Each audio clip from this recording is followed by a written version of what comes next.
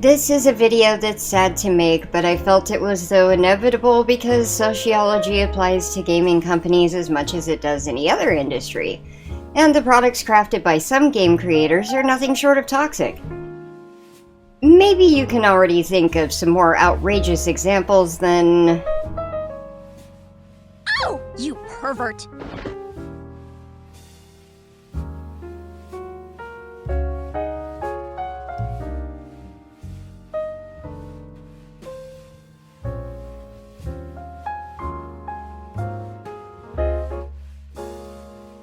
these fine examples, but I think by now you've probably seen a lot of it. These products they make sometimes also are the perfect tool for observing sociology within an ecosystem of a single server where many economies thrive off the efforts of players who often have markets replicating many American capitalist systems that ingrained into the coders that programmed the bulk of the games. Entire real-life operations have sprung up around farming game currencies to sell, despite that being an obvious violation of the terms of service. Specifically, mass multiplayer online role-playing games such as World of Warcraft, created by Blizzard over a decade ago. World of Warcraft has even been used as a way to observe the spread of a pandemic through the event of Corrupted Blood, in which a plague spread across Azeroth through players chaining the imaginary disease from pets who were summoned that still possessed a raid boss debuff. Before it would ever happen in a modern age, WoW showed us how people might act under these circumstances, right down to the griefers who would spread maliciously, and the inadvertent victims who didn't understand the dangers their avatars were in.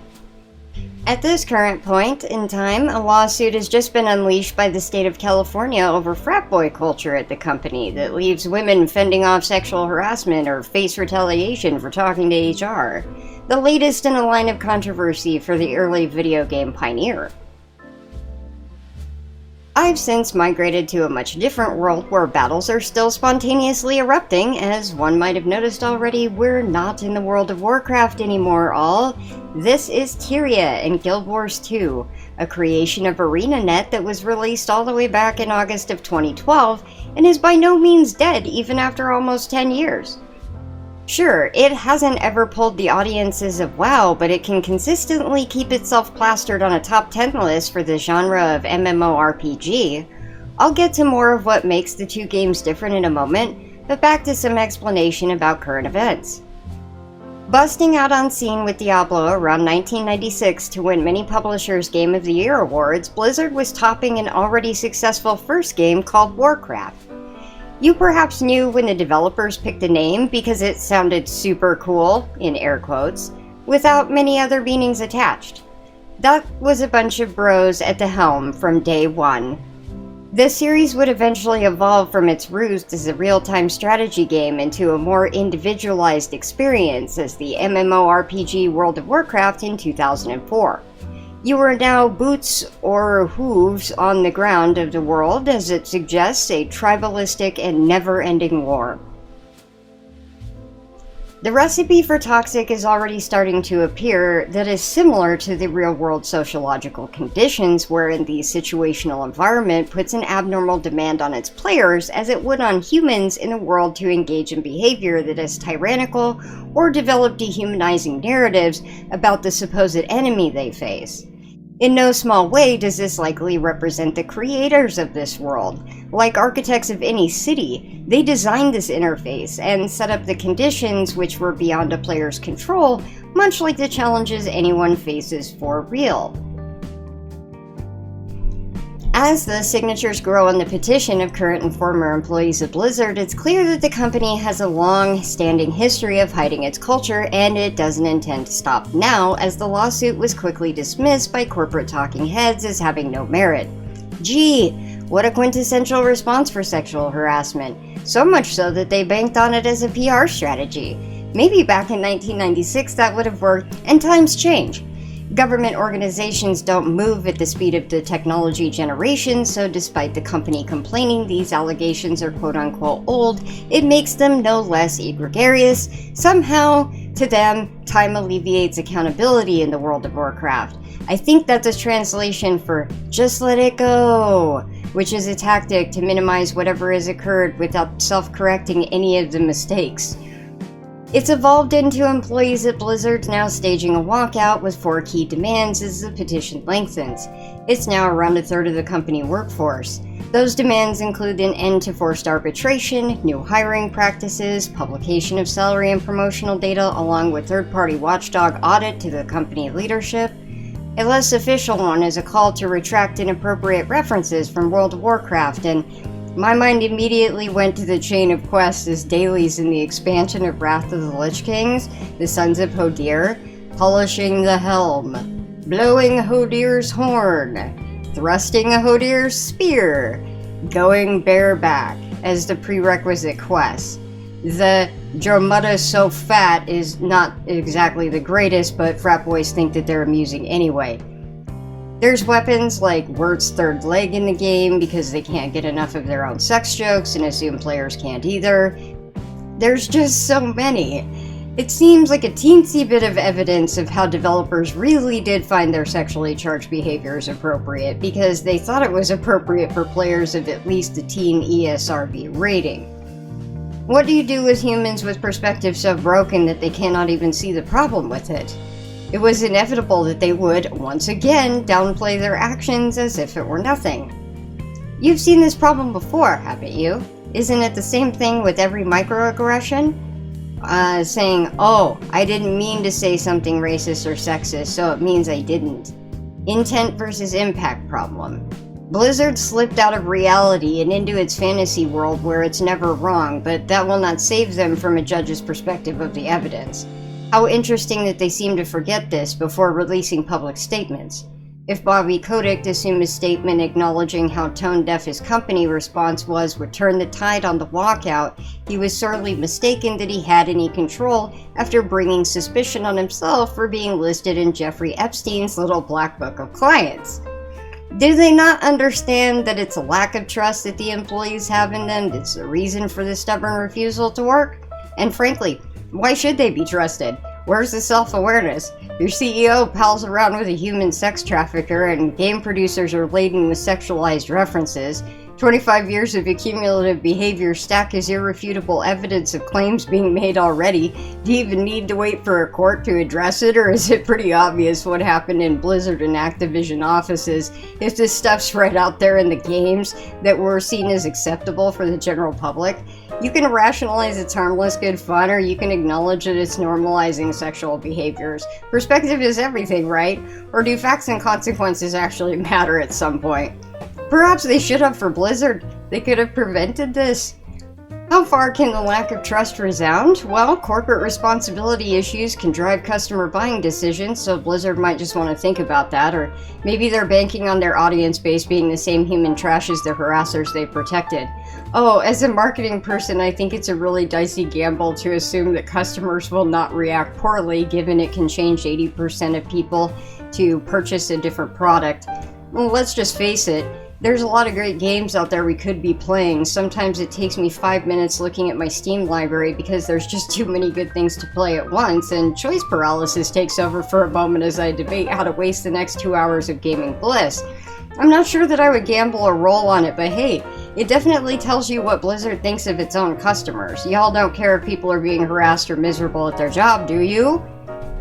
Oh, you do? Oh snap, see, Blizzard should probably take notice, but they think that you're too impulsive and addictive to care about others because you play their games. They banked on you not reacting from their market research. Cringe, isn't it?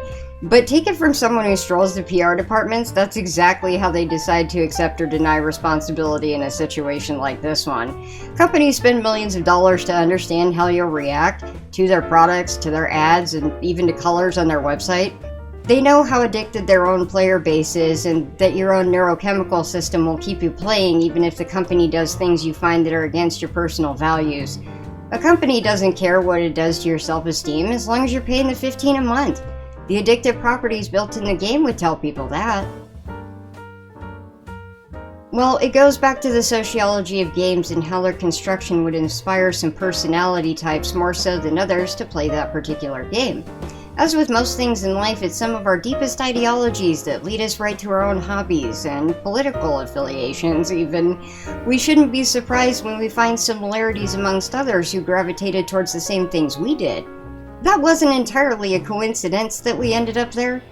The definition of sociology is loosely a social science involving the study of social lives of people, groups, and societies.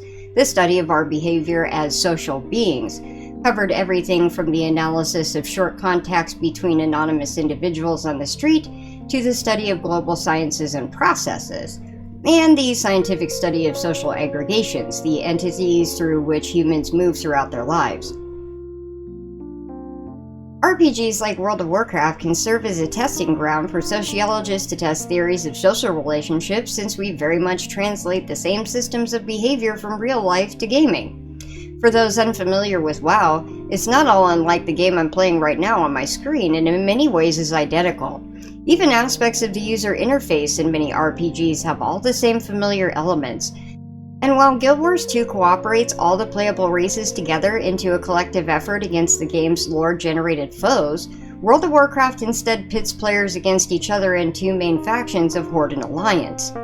Upon first opening the game, it's the player's first decision is confronted with is the tribe that they belong to, unless you choose a more recent edition of the Panda Red. Should you select this furball, you'll start off a neutral party that must choose their fate around level 10. If you had to pick your political party at age 10, do you think you would have made a wise lifelong choice? But even more interesting of a thought, did those who went with any other playable race realize that they chose their faction, that they would also be choosing a personality type they were about to play with, or would that say something about their quirks? Because sociologists actually did look into this one. They proposed that perhaps personality traits could be paired with the player's choice of avatar in-game. What they found is that there is little, if any, correlation between the selection of race. However, it was the choice of faction that actually showed significant correlation to traits. Those who chose the side of the Horde tend to be more aggressive players who engage in more sadistic tendencies within the game. Over the years, the franchise has seen steadily increased Horde players, so much so that it's created an imbalance without enough Alliance players to satisfy the bloodthirsty for tyranny. It sent many new players scrambling to PvE servers. While some attribute this to merely special abilities granted to each race that aid in gameplay, there's much more sinister element of game design that probably has a more pervasive effect. That's the reduction of social aspect of MMORPGs by streamlining the title for casual players in a myriad of different ways. For example, the institution of looking for group. If waiting for a timer is all the social skills required, then it encouraged little, if any, interaction between the players, since the dungeons have also been toned down to eliminate the need for coordinated crowd control. More emphasis was placed on individual storyline progression and achievements that catered to a growing market segment of millennial gamers accustomed to the console achievement schematic. So Blizzard lifted that tactic at the Wrath of the Lich King, and oh boy, did I even fall for it. Let's break this down real quick for anyone else who needs a little catch up here for context from Williams. Sociology is concerned with most aspects of human social life. Sociologists study a range of phenomena from small-scale structures and processes such as individuals and how they think and feel and act, to mid-level structures and processes such as local communities or cultures of organizations and groups, to large-scale patterns of stratification that affect entire societies such as class, gender, and race. Sociologists are interested in structures surrounding social life as well as processes. Both are readily found in role-playing games. Rules and game mechanics are important structures, while the performance of roles and the cooperative actions of players are also important processes. Looking at fantasy races in fictional worlds, from Quan of 2007 and Watson of 2012, suggested 3 ways in which they're grounded in real-world stereotypes and ideologies. First, many RPGs essentialize race. In TRPGs, game rules regularly claim that there are objective, immutable, and strong differences between races, Orcs may have the racial trait Berserk, while dwarfs get +2 perception after consuming alcohol.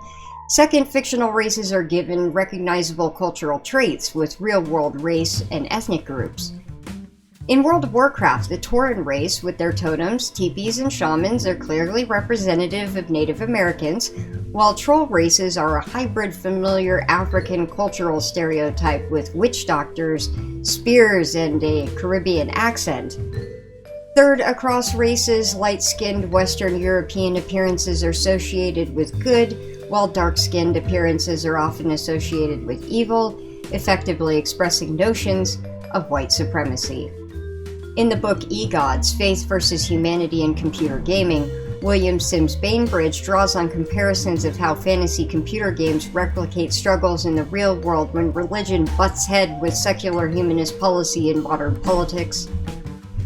In traditional societies, religion sanctifies the particular system of morality endorsed by culture, using one or both of two mechanisms.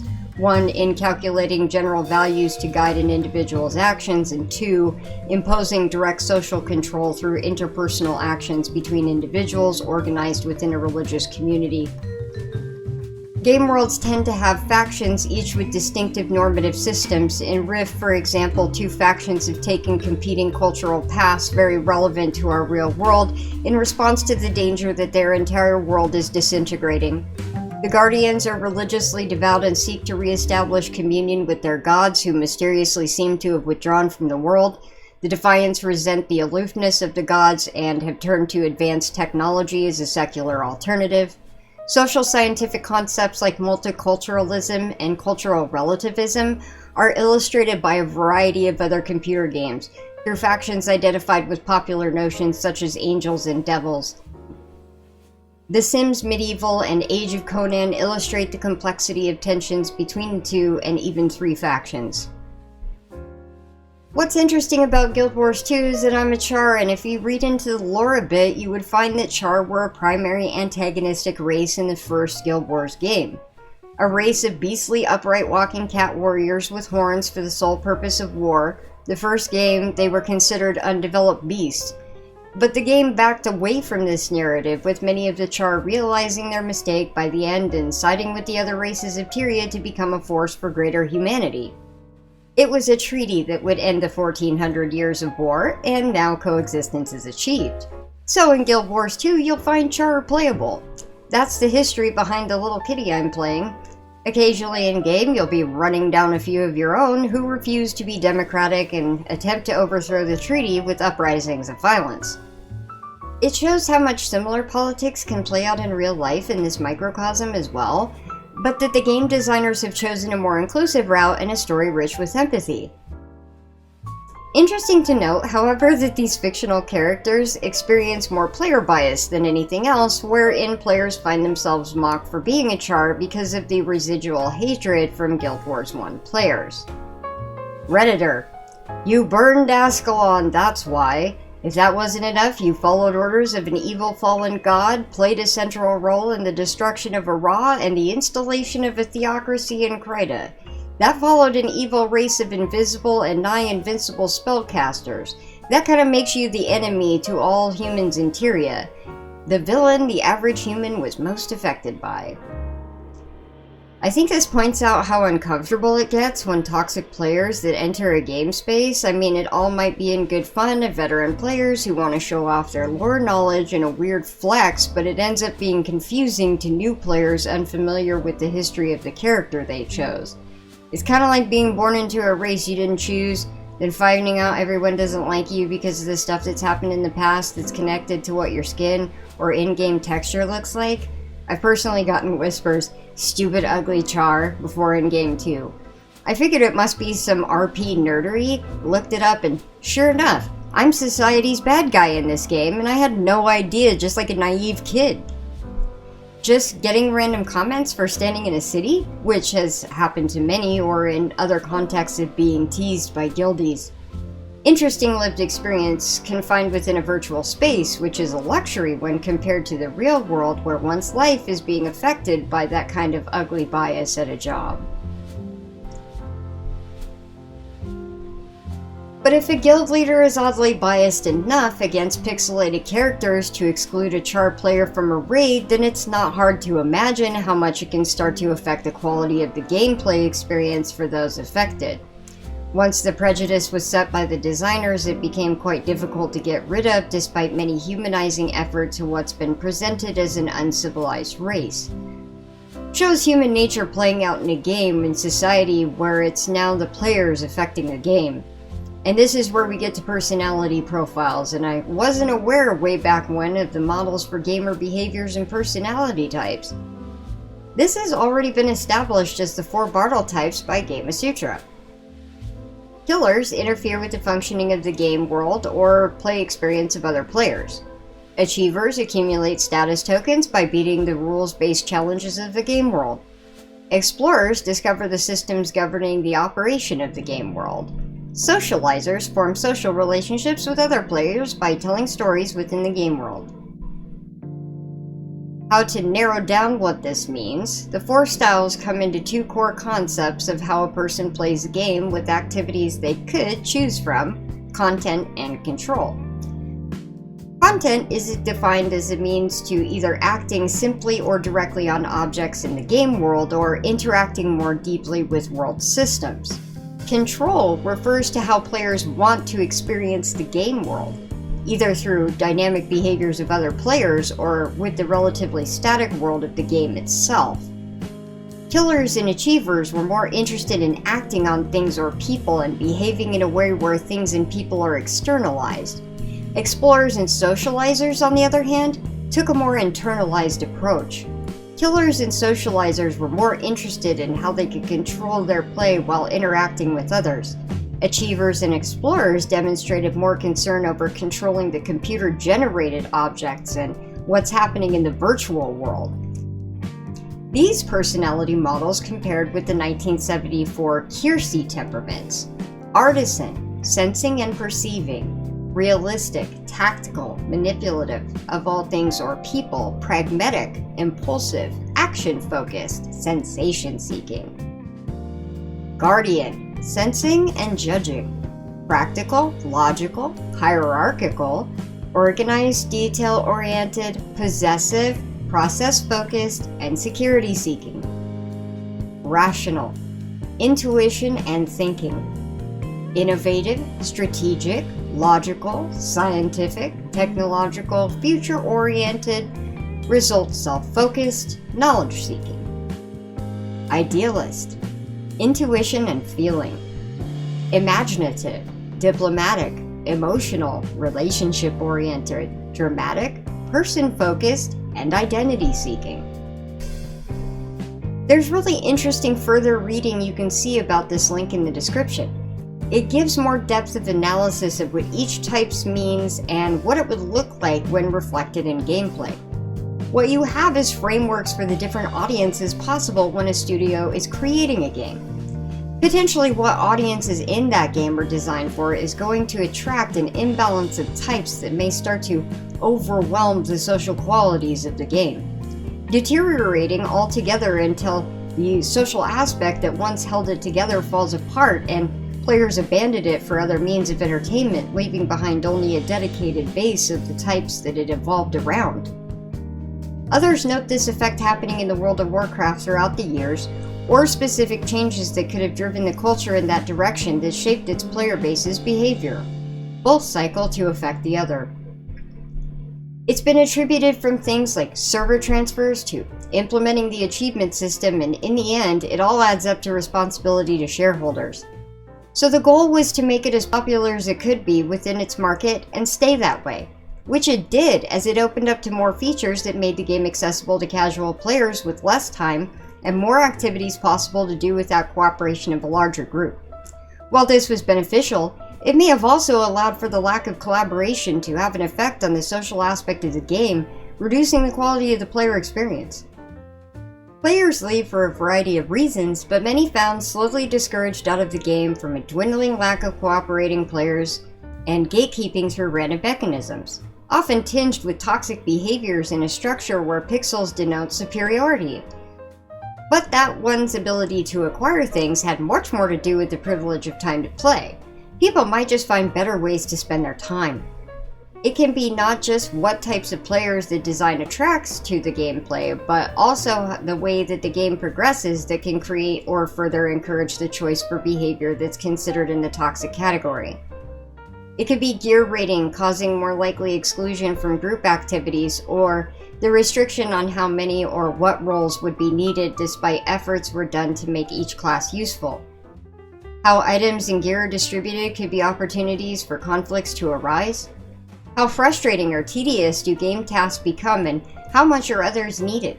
Can they design the activities to appeal to killer types as much as the explorer types with as little conflict opportunities as possible?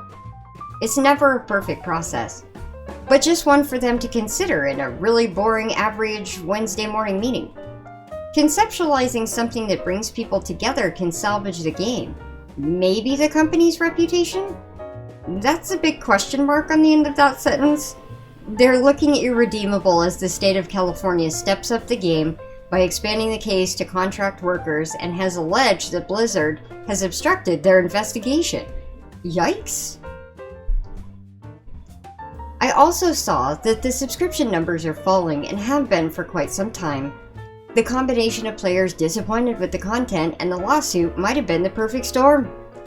Last video titles I caught while scrolling noted below 2 million at this point, and who knows where that freefall stops as fun seekers transition off to Final Fantasy, Guild Wars 2, and other games. At this point, Guild Wars 2 has hit 12 million accounts, and as it approaches is a promising expansion for those who just recently discovered the franchise. There's just so many games out there, it's still only a small amount of the time spent in a virtual world somewhere. Lately, it's been a ton of simulators of different varieties for me. Gaming can have all kinds of effects on your life for the good, but it could also go for the bad when out of moderation.